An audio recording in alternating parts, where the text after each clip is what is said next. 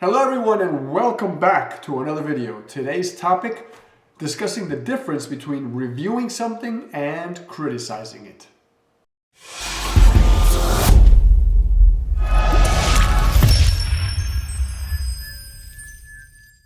I don't get paid for these videos. I do this on my own, and I'm not sponsored by anybody. So I'm going to include a link in the description for Buy Me a Coffee.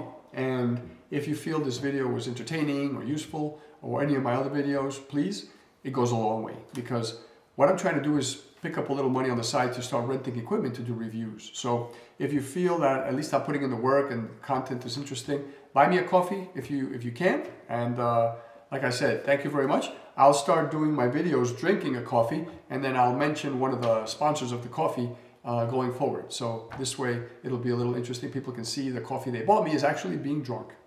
Drunken, drank, whatever. So thank you. Let's start by looking at the two words, right? Review. So review just means to view something again. Review, right? And typically we do a viewing over and over and over again when we're analyzing and trying to learn something from it. So reviewing has a more positive connotation than a negative connotation. Now, the word criticize. Criticize has the word critic in it, right? Which comes from the Latin root of one who passes censure. So this one has a more negative connotation than positive, because now you have an agenda, right? You're looking to do something. The other one had an agenda too, right? You're looking to learn. But this one has a negative agenda, right? You're looking to censor something. It doesn't mean that we use those words like that today, but that's the etymology of the word, the root, right? And it still holds in our mind. So why is all of this important? Well, it's going to be important when we look at other people's work, but the real topic here, and we're going to go into that next, is when we review our own work. You see, there are thousands of studies already about how the words we use shape our life, right? Dr. Joe Dispenza, and I'll link him in the description. What I'll probably do is just link a couple of his books, and that way you can just find everything else you like about him. He's got YouTube videos, he's got all kinds of stuff, right? On Instagram, on everything.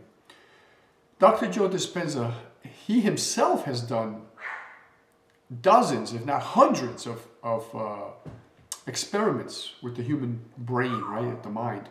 And his books are fascinating, right? So not just his studies showing that what we say shapes our life, but let me give you an example. I've used this in other videos. I think it was 100 or 200 kids were used in a study, right, at a roller coaster park, right, at a theme park. And half of them were tied to sensors. Actually, all of them were tied to sensors. Half of them were kids that were absolutely horrified of riding on a roller coaster. But they didn't do it against their will, right? They volunteered for the experiment, but they were horrified, right? I think they were paid something, or that way they would be, kind of more enthusiastic about doing it, but they were horrified. The other half of the group loved roller coasters, just with the difference of how they thought. The group that was horrified of roller coasters went out there and did it. And they were monitored on the spot and then later to see how many hormones had been secreted into their bloodstream. And it turns out a ton of carcinogens were generated by the body and secreted into the bloodstream just because of the intense fear they felt. Whereas the other group had the happy hormone, right, released into the bloodstream because they were so excited they couldn't wait to get off to get back on again, even if it meant waiting online for an hour. So two different groups of people in the sense of how they think. Otherwise, they were kids from the same country. And because of the way they thought differently, each one secreted different things into their blood. One helped their body, the other one damaged their body. So we can all ignore the thousands of tests and studies and results that are out there. That's our prerogative, right? But it's out there, right? If we ignore it, it doesn't make it go away. The truth is, those studies are done, they're concrete, and it's probably time for us to accept them. And that's going to be important because of what I said earlier, because of the self-talk. When we start looking at our own work, it's going to be critical. how does it affect when we look at other people's work? It affects us, and it affects the other person because of our mindset, right? If we go in there looking to review their work, now we're looking at it from a more positive angle. We're going to look at it, we're going to talk about the things we love, and we're going to talk about the things we're not so crazy about. When we go in there with a critical point of view, criticize, it's a different state of mind, right? It's a trigger. So now we're going in there and we're critical, right? We're going to be a little more stern. We're going to be a little less friendly, maybe. The words shape our attitude, not just, and it goes the other way around, right? What we think shapes what we say, and what we say shapes what we do. What we do influences what we say, and what we say influences how we think. It's amazing how it's all tied. This has been shown. That's why I said, look at Dr. Joe Dispenza's books. They're amazing. So let's get into it. That was all introduction. So we're going to do this a little differently today. Instead of just laying out a bunch of agenda topics, we're going to look at a couple of Proverbs, quotes, let's call them quotes, and we're going to analyze each quote and see how this quote helps us to bring this topic to light. The first quote is from Mark Twain, right? Popular enough. And Mark Twain used to say, if you have no will to change it, you have no right to criticize it. Now, we think about that for a second, and it actually makes a lot of sense because it takes us back to our jobs, right? Many people bitch and moan about the work they do. So here it is. If we're at a job place, at a job site, at wherever we work, right? And we're not happy with something, we have a bunch of choices. We can talk to our boss, we can talk to colleagues, we can write a letter, we can do all kinds of things to help improve the work area that we work in, the environment we work in. Or we can just sit there and whine, right? Whine and whine and whine, right? But that's not an option. So we either change it or do something to change it. And in that case, if we're coming up against walls and we have a little more freedom to criticize it because we've tried so many things and they're not working. Now you can start maybe criticizing some of the attitudes and hidden agendas and stuff like that. But without doing anything, we have no right to criticize it, right? So then the other part of this is, what's the other choice? The other choice is that we can just leave. We can leave the workplace. That way we don't have to deal with it anymore and definitely not criticize it anymore. That one's pretty straightforward, right? So I think we all understand it. Do something about it or leave. That's basically what Mark Twain is saying. Aristotle has a different point of view. And not different because he disagrees with Mark Twain. It's just a different point of view. Aristotle used to say, criticism is something we can avoid easily by saying nothing, doing nothing, and being nothing. So what Aristotle was saying is, if you don't want to be criticized, just hide in a hole for the rest of your life. No one will say anything about you because nobody sees you. Nobody can criticize the way you look, the way you dress, the way you speak, the way you move, the way you act. So, in case you haven't really realized it, he was being sarcastic, right? That's not the solution. The solution is to get out there and live your life. And then if people start criticizing us, that's just the way it is, right? We have to accept it. So this is the flip side of the argument. We were talking before about criticizing others, criticizing ourselves. Now we're being criticized, right? And part of life is accepting that not everybody's going to be happy with us. Some people are going to love us and love the way we are and love the way everything about us. And that's the funny thing about people. When they love one thing about us, they love everything about us. And if they dislike one thing about us, they're going to dislike everything about us, right? It's like the example of the person who walks in the room and for some reason you don't like them. From that point on, it doesn't matter what they say, what they do, you're going to dislike them. And they probably feel that way about us too, right? So it's mutual. Here's another quote. Debasish Mrida used to say, no matter what you do and how you do it, you will always be criticized. Do it anyway. See, so that's back to Aristotle's point. But, Debasish is not being sarcastic, right? Basically just going out there and saying, you know what? People aren't always going to be happy. They're going to find something to criticize you for, or someone is going to find something to criticize you for. So just get out and do it, right? So if you're worried about publishing your photography, if you're worried about doing somebody's wedding, if you're worried, you know what? The only way you're going to find out is by doing it. Now, a wedding is a delicate thing, right? And I know people are going to jump in there probably and give feedback like, you don't just do a wedding, right? There's some level of knowledge and skill you have to have, right? I'm not saying jump in there without knowing, you know, this is your first camera or whatever, right? When I started doing weddings, I had been shooting for a long time, like probably over 10 years, right? And the way I started doing it was just charging small amounts and being honest with people. Look, this is my first wedding. This is what I want to charge you because I also need the experience. And they were honest with me, right? If they were looking for something really fancy, they would just say, you're not the photographer we're looking for. We're looking for a veteran that's been doing it for a while, that's going to give us the most incredible pictures.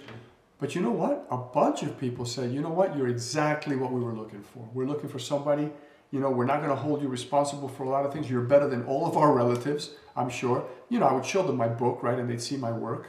And they're like, you're better than all of our relatives. We trust you, right? Even if they don't come out like all the other photographers, you know, you're in our price range. We love you for that. And, you know, welcome on board. And I would do the wedding and everybody was happy, right? And I got a little more experience. I got a little more confidence, which is important. And it would let me do the second wedding. And I did that for about a year before I started raising my prices. And then a few years later, I was charging full price for a wedding, and weddings were a totally different story, right? The point of all this is accept criticism. It doesn't matter. Don't let it tie you down. Have a little faith in yourself and in your knowledge and your skill, right? You see what you do when you sit there on the computer and you edit your pictures, or on your phone. So just get out and give it a try. That's all. Here's another one. Henry David Thoreau said, the artist doesn't have to listen to the critics. And you see the word critics, doesn't have to listen to the critics. Let me go back for a second because I skipped something earlier. When I said, it was the Mark Twain quote, right? If you have no will to change it, you have no right to criticize it. He didn't say you have no right to review it. You can review it all you want. He said you have no right to criticize it because he knows, and he knew back then, I should say, he doesn't know now, but he knew back then that criticizing is not a good thing. It's not a positive thing, right? So he didn't say you have no right to review it. He said you have no right to criticize it. And Henry David Thoreau knew that if you're going to be successful, if you're going to push forward in your career, whatever it is, not just photography, you have no time for critics, right? Yeah, many of us will peek to see what the critics say, and we can learn a few things, right?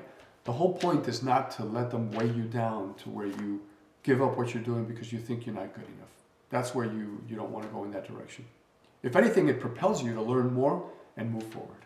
Marcus Tullius Cicero, another big person in history, used to say, I criticize by creation, not by finding fault.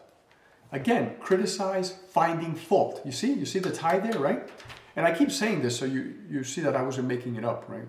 Criticism has a negative connotation. Right? So Marcus Tullius Cicero said, I criticize by creation. He was an avid writer, right? So what he meant by that is, instead of getting out there and just talking bad about something, he would sit down and he would write it differently. He would write differently about, whatever the opinions were that he was reading, he would just write his own articles, right? And that way he didn't have to sit there, criticize this person's article or that person's article or this person's comment or this politician's, whatever. He would just write, and he would write his opinions and his thoughts.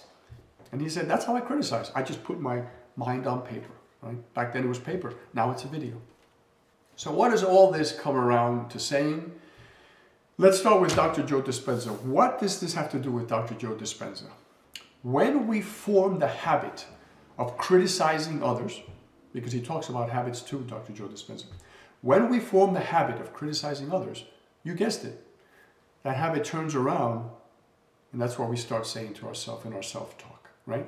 So it's all tied together. See, at the beginning, you thought I was going to say there's criticizing others and then there's criticizing ourselves, but it actually all ties in, right? And this is where the video ends.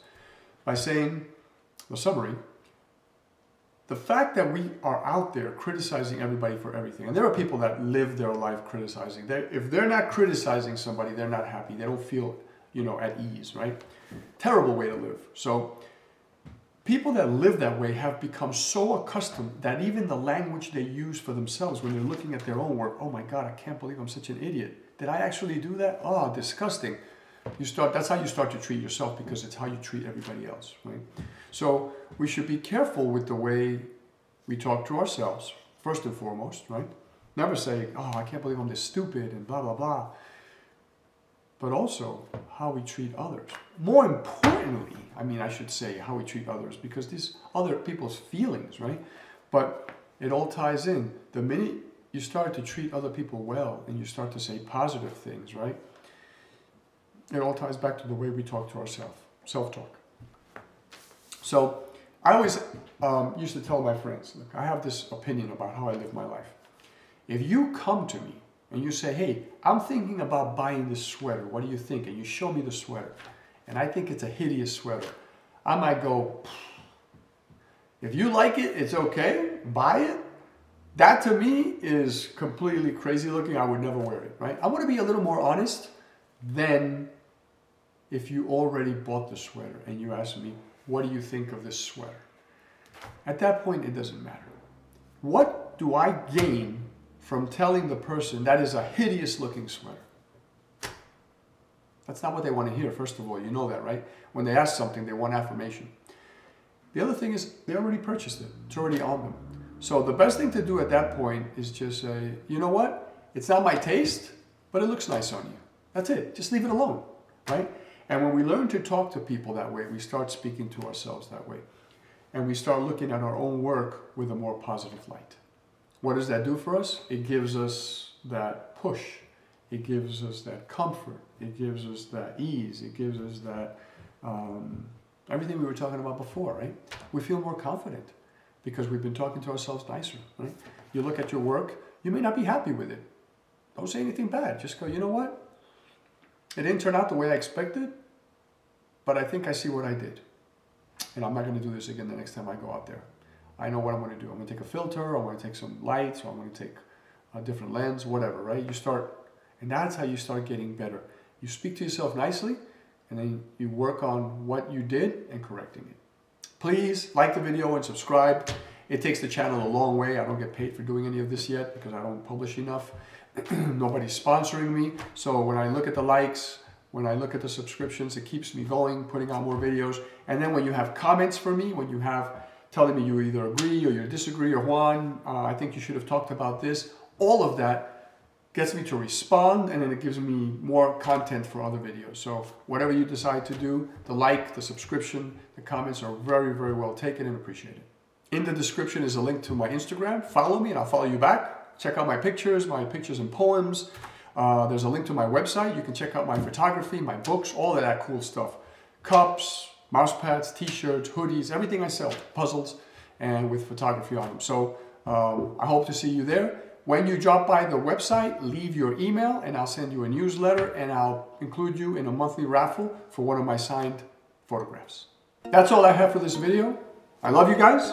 Please, please, please take care of yourselves. I don't have any water here. It doesn't mean I don't drink. I drink water all day long. I don't have water to do my little water break thing that I always do. Please hydrate yourselves. Take care of yourselves. Drink your vitamin C. It's winter time here. And even if it's summer, you should take a vitamin C daily.